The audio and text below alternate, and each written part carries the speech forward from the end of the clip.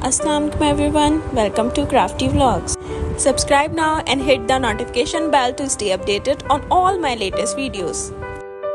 आज जो हम 3D फ्लावर बनाना सीख रहे हैं ये भी बहुत इजी है। जैसे आपने स्टेम स्टिच बनाया था ना, सेम उसी तरह से स्टेम स्टिच लेना है, लेकिन उसको पूरा धागे को नहीं खींचना बल्कि एक लूप सा बना के हमने छोड़ देना है। और लूप की क्या हाइट रखनी है वो आप अपनी पसंद के मुताबिक रख सकते हैं। जितना भी आप चाहते हैं कि आपका 3D फ्लावर हाइट पे हो, या उसका यूँ कह लें कि जो पेटल्स हैं वो ऊंची हों, तो उस हिसाब से आपने लूप को लंबा बड़ा रख लेना है। ठीक है, यहाँ पे मैं बहुत ज़्यादा हाइट नहीं रख रही क्योंकि धागा कुछ इतना ज़्यादा भी मोटा नहीं है। अगर आप ज़्यादा हाइट रखना चाह रहे हैं इस फ्लावर की, तो फिर आपने धागे को थोड़ा ज़्यादा थिक या मोटा रखना है। अब इसमें देखिए मैं पूरे जो सर्कल है उस पर स्टेम स्टिच ही ले रही हूँ, लेकिन पूरा नहीं खींच रही। एक लूप बना के मैं उसको छोड़ देती हूँ इस तरह से, और दोबारा से फिर स्टेम स्टिच वाला ही टाका हम लेते हैं।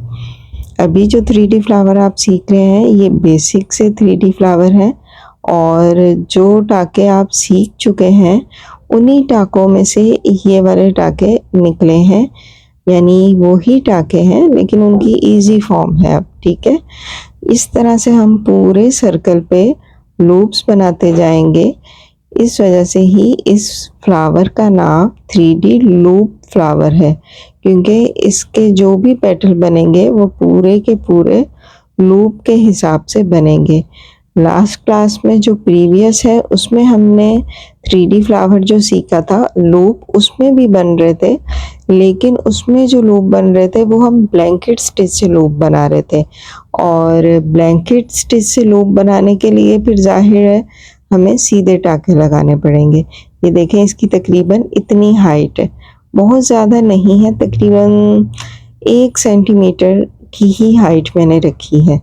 जितना बड़ा फूल आप बनाएंगे उतनी हाइट आप कोशिश करें कि थोड़ी कम रखें, और छोटा फूल अगर आप बना रहे हैं, जितना ये मैंने बनाया है तकरीबन इस हाइट का भी बना रहे हैं, तो भी आपने बहुत ज़्यादा ऊंची हाइट नहीं रखनी लूप्स की। ये देखें, ये इस तरह से हमने लूप्स बना लिए।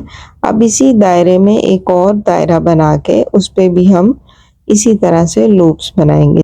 एक दायरे में हमने बना दिए सारे लूप सर्कल में। अब अंदर आपने एक और सर्कल ड्रॉ कर लेना है, या फिर वैसे ही अगर आपको अंदाज़ा है तो पूरे सर्कल के अंदर दोबारा से लूप आपने इसी तरह से स्टेम स्टिच जो बनाते हैं वैसे बना लेने हैं।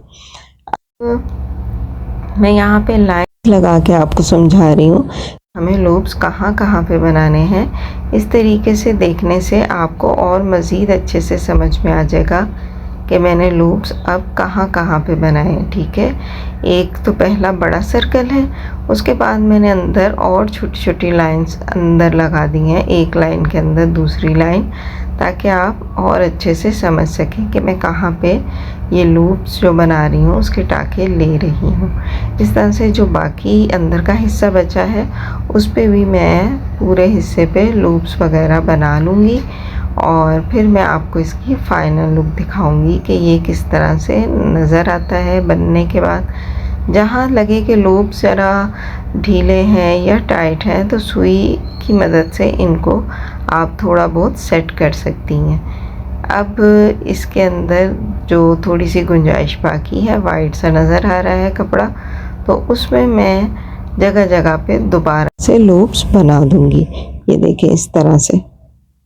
तो पूरा जो फ्लावर है वो सिर्फ़ और सिर्फ लूप से मिलके ही बना है, इसमें कोई और टाका वगैरह या कोई और चीज़ नहीं इसमें शामिल।